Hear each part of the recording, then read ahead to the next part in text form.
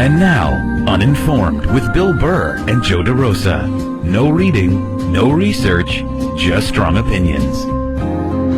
Hey, what's going on? It's Bill Burr and Joe DeRosa with our first live Uninformed in about a year. It's been that long. Has it been a year? And Jeez. We got Danny back on the board. It's like the old days. Just like the good old days. It's like the good old days, except, we're going to be filling up, half hour here? Yeah, probably a little less with the break time that we have to give. Jesus Christ. All right, let's get right to it. Let's get right to it. What's up with that OJ? Is this guy crazy? Let's get right to it. Our last Uninformed aired on the November 22nd. It was taken from a pre-recorded, and not the whole thing. 2 hours of it was taken from a pre-recorded session in D.C. The third hour was cut because Bill and I got into the two worst fights of our our whole friendship. Such an epic, horrific argument. Danny, I literally broke my headphones. I was so fucking mad at him. I don't doubt. I can't. Well, I'm not gonna say the number, but I've broken a few pairs of headphones over my days. Did you do it on air as they were recording it with some stranger just staring at you? Well, I heard you guys had problems, and I'll take responsibility and apologize on behalf of XMDC. Please, it was we let a little of the technique show that day. We didn't keep the curtain up, so we fought whatever, and then we made up, right? And we're like, all right, that was a crazy fight, but here's what we did wrong or whatever, and this is what we need to not do. And then the following week, we were in Nashville together. Oh, Dan, you got to hear this because he did 19 different things. We've basically been doing the Uninformed show. Me and Joe have been going around trying to hype this radio show, trying to get it off the ground.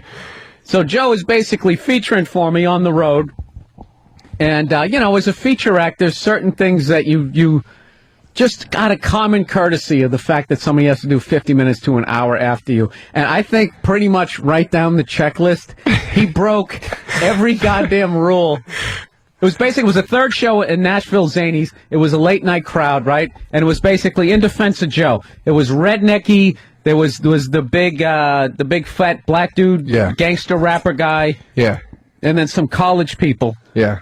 So Joe goes up there and it's a drunk ass crowd. So Joe goes, I know, I'll open with the political joke. I believe that's, so he opens up with some comment about the state of the political atmosphere, right? And immediately, right after he does the joke, the big black dude goes, boo, right? He booed him. But then he sort of ducked down playfully behind his girlfriend. So I'm like, all right, this guy's just being a knucklehead. But Joe immediately stops the show. He's like, what are you booing me? What do you have your hand up trying to squint into the I went right into, Danny, when I go into I'm going to protect my feelings, my character. Oh, I know what he said. I went right into that. He goes, are you booing me? You booing the joke or my political opinion? That's what he says to this big thug. And he goes, I'm booing your joke, nigga. That's what he said, right? So then Joe goes, don't call me nigga. I'm a white person. He takes this as really serious dude. And now he is just full on, like he has dug a hole. And then people pull back. And then he goes, oh, what? Is everybody pulling back because I said nigger? And then he just kept saying it over and over again. And then you said, But wait, let me interject here for my own standing. I was not saying it like calling the black dude the N-word. I was just repeating what he said. And I was and I was trying to say that. I just repeated what he said to me. That's all. I'm not and then he thought the crowd got offended because he said it, and it was more like they were just kind of sitting there waiting for him to get to his first joke. But Joe was in a defensive place at this point because this guy was being an asshole that Joe literally thought that, that people couldn't handle him. Like he was being too dangerous for him. And dude, it just fucking unraveled from there. Yeah.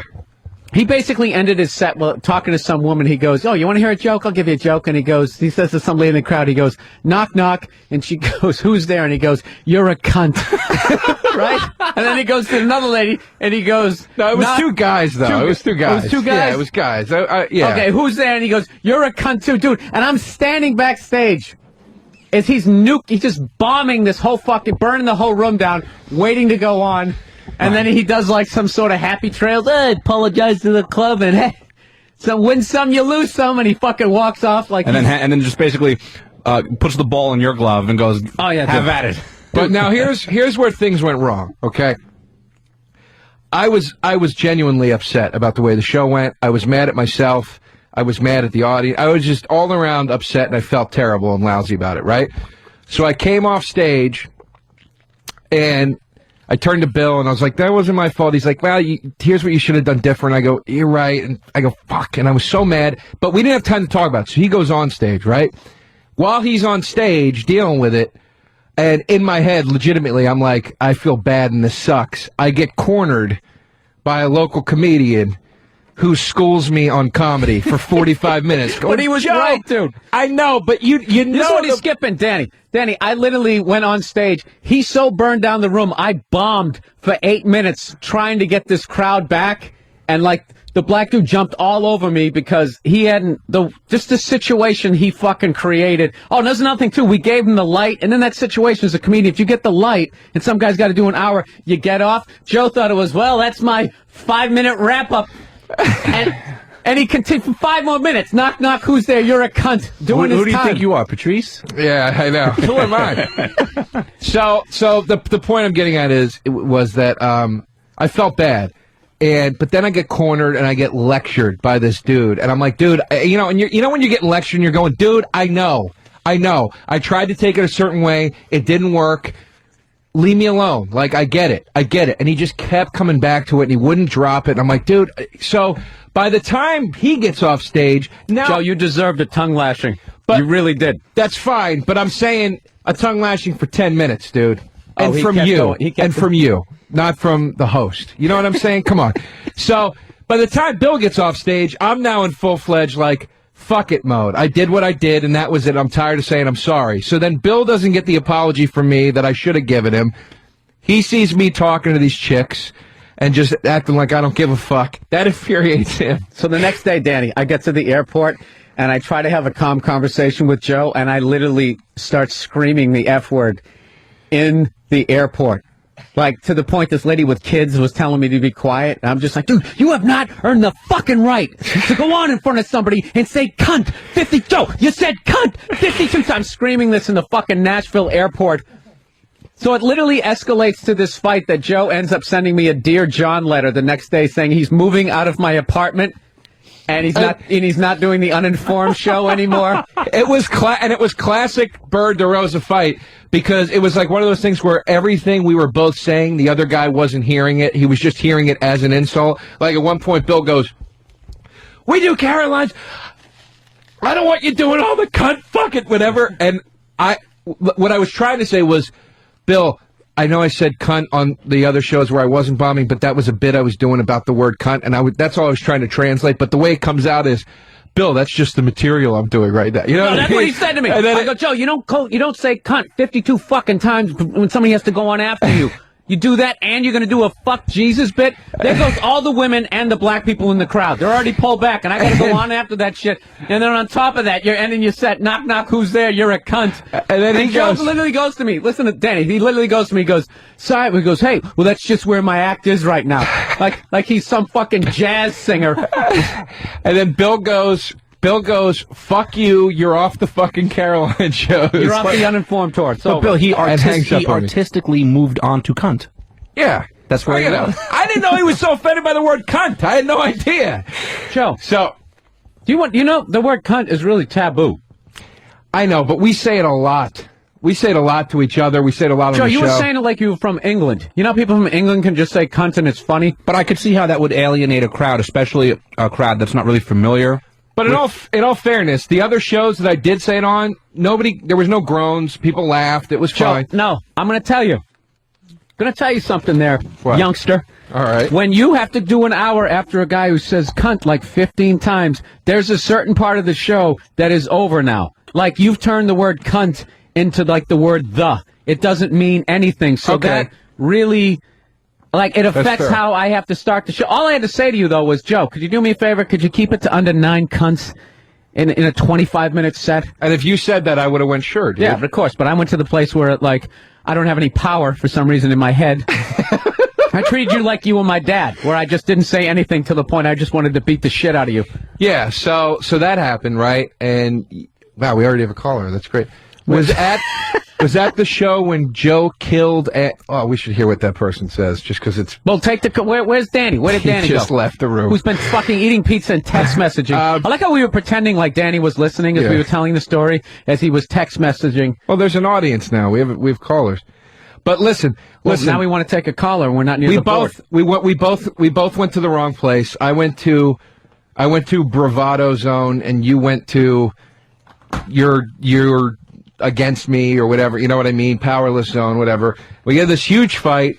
You fire me from the tour, and then that's when I went home. I sat for a couple days on it, and then I sent Bill a Dear John letter saying, I love you and you're my friend, but I think I should move out of the apartment. But we shouldn't do Uninformed anymore, and I hope one day we can be pals again. And this, you know what this is, Danny? This is all his ego. Where I kicked him off the tour, so now he has to somehow get me back by moving out of the apartment. So I literally called him up and I'm like, Joe, why are you pulling a Jackie the Joke Man right now? You're really going to move out of this sweet apartment to go live up on 197th fucking street with 3 roommates again? That letter was an ego. That letter was like, dude, you were so mad at me, I didn't know what to do. I didn't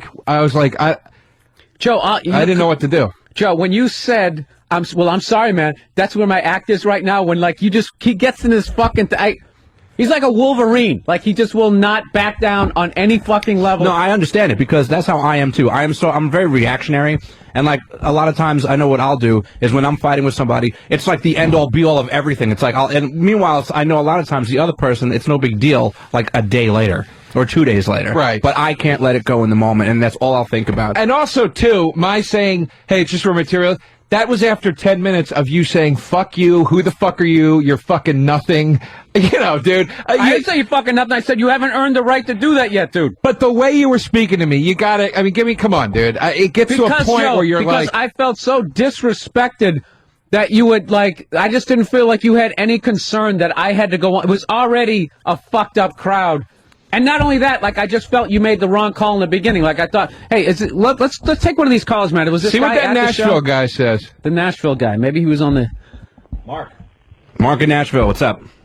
Hey, what's up, guys? What's going on, man? I was at one of the earlier shows where Joe walks out there, and within 5 seconds, he's saying cunt to some drunk bitch in the audience. Yeah, she was a cunt. Oh, my God. So Joe just throws it all off, and poor Bill's up there. And this Nashville is the belt buckle of the Bible Belt. And Bill's up there doing his set, and the crowd is just kind of laughing. I'm up on the top row, and there's some douchebag just kind of going, oh, that's not right, the whole time. It was a shitty crowd. Yeah, if it was the upper balcony, there was definitely not an upper balcony crowd there. But thanks for calling in, man. Thanks for coming up to the shows down there. But, but Joe, like what you're saying, hey, she was a cunt. She's being a cunt. I'm saying, like, I don't know if you're... I'm being funny right now. Oh.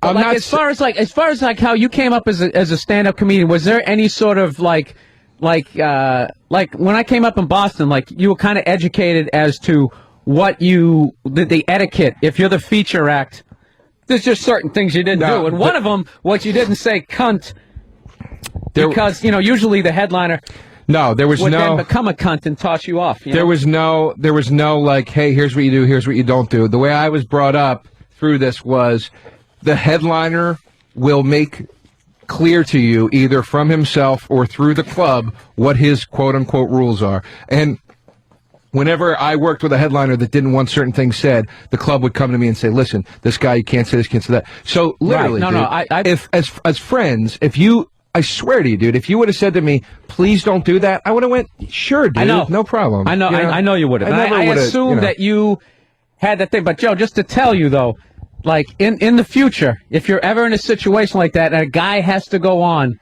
after you and do an hour, like, when you get the light, wrap it up and try to land the plane somewhere in the swamp. Just give me a chance to crawl out like a couple of Leonard Skinner band members. Somehow, you just fucking... That's what pissed me off was... You burned the room down, and then you walked off stage like one of those old Rat Pack things. Like, the way you were talking was like you had your sport coat over your shoulder. Like, well, I guess. I just didn't know what to do at that point. But that's why when I came into the green room. No, you were visibly upset. But just do me a favor. Just for other guys that you're going to work with or whatever, it's just like if you're doing that, like. You're pretty much the only one at this point. Well, if you get the light, dude, if it's going bad like that, wrap it up. Don't go to knock knock. Who's there? You're a cunt. Which, dude, is hilarious. That is fucking hilarious. If I just had to do 10 minutes after you, I wouldn't have given a shit. Like, right. But like I had, because I was already like. Dude, it was brutal to watch because I didn't want to see him bomb, and I just kept every time he should zig, he should have zagged, and it was It was one of those things. I lost control of it, and I didn't know what to do. And I was trying desperately through some self-deprecation and some material and some antagonistic behavior to make it work. And although there were moments where the situation itself was funny, obviously it was not a good show, and I wasn't happy about it. Dude, Danny, it was one of the ugliest fights. I can imagine. It was brutal, dude. Well, Stephen S. from Bayshore says, Joe, stop being a cunt, you cunt. and Josh in Philly brings up a good point because he's saying that this is kind of like what Bill did at the Virus store in Philly. Because this is the thing. This is the thing about that was when I was going to get off stage, like I thought Opie and Anthony were going to be mad at me. I thought Jim, and he's right on like a certain level.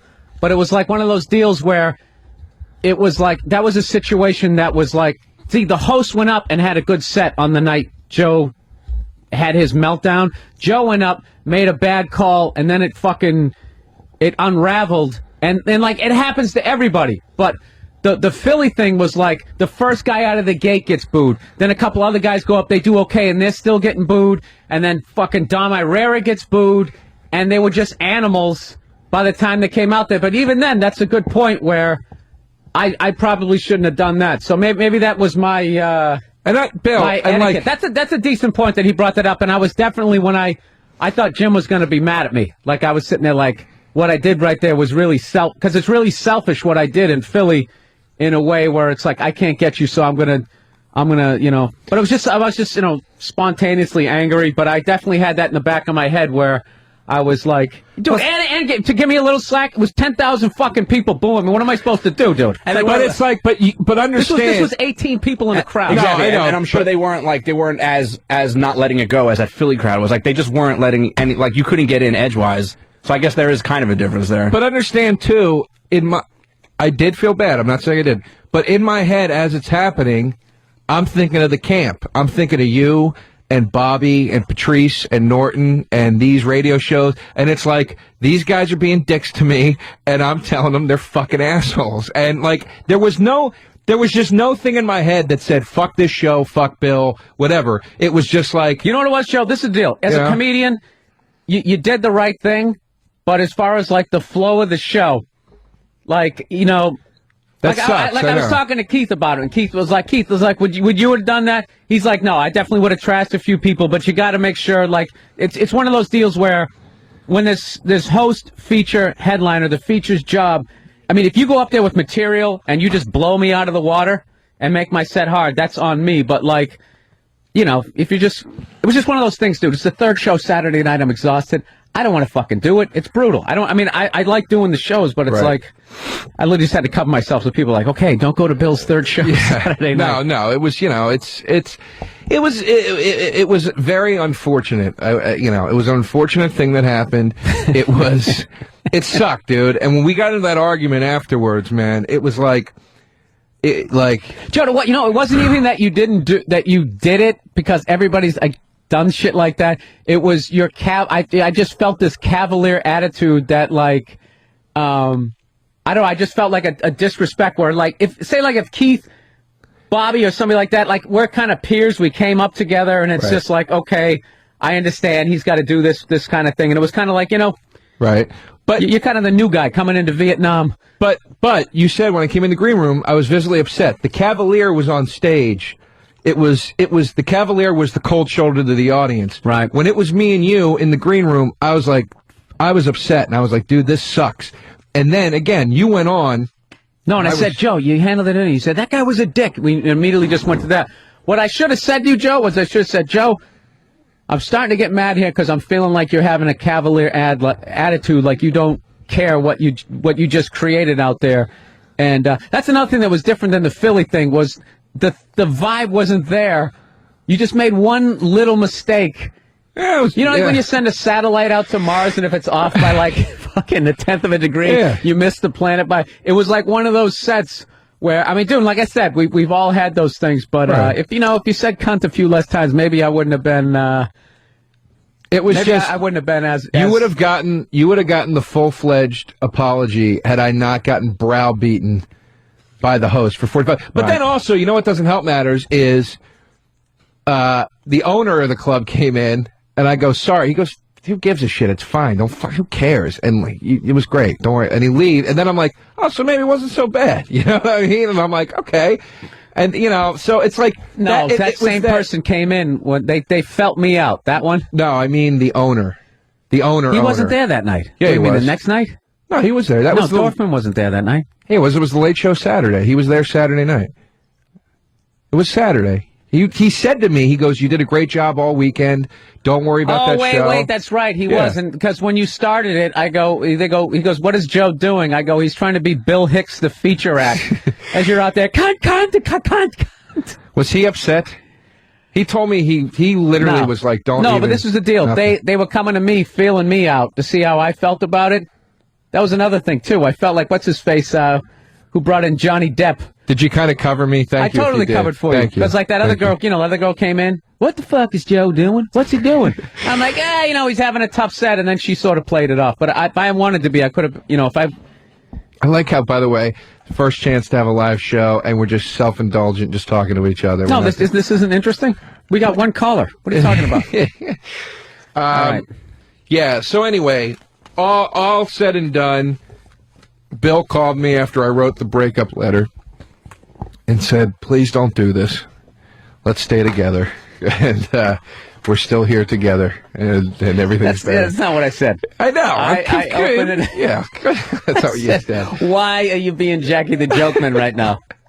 Dude, Bill, I swear to you, dude, that was not a fuck you move. That was like, I have pissed this guy off in a way, and he is so mad at me, and I don't know how we got into this position, but we're here. And All right. You want to talk about getting into a position? Can we please talk about how OJ's going to go to jail, man? I mean, I just fucking... How do you fuck that up, dude? I don't understand how you can beat a double murder, but you steal somebody's sport coat, and you're fucking going to jail for like 9 years. he stole a sport coat? Somebody had one of his jerseys, and he broke into their Super 8 fucking hotel room. I thought that's what it was, his jersey. I thought it was like a statue. No, I don't know what happened. Every time I was going to jail, the fucking guy, not just a murder, double murder. That's a classic. A double fucking murder. That's a classic case of karma. Something in the universe was like, yeah, you got away with the murder, but here you go. Well, I mean, also, I think there's a lot of white people in enforcement want to fucking get him, too. By the way, that's how So you you get know caught that. again. Not saying that's right or wrong, but what I'm saying is that fucking guy, you got to know that's coming down. What the fuck are you thinking? Maybe he's thinking, hey, I got away with a double murder. What is this? That's how you get caught again. It's Grand the- larceny? This is no biggie. That's what I'm saying. It's the arrogance of I got away with it. Fuck it. Do you All think? right, Do you let's think? plug. Oh, what are we doing? Oh, 1 minute. This is We it gotta plug. for the show. Yeah. Yeah, we're out of time. Jesus I know, Christ. it flies by. It always All right, does. real quickly, I'm going to be at Caroline's tonight with Joe DeRosa doing the rest of the last dates on the Uninformed tour until we have some more markets coming up.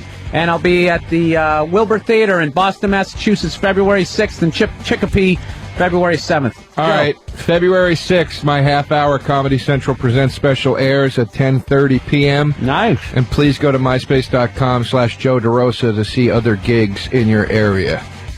Okay, thank you for listening.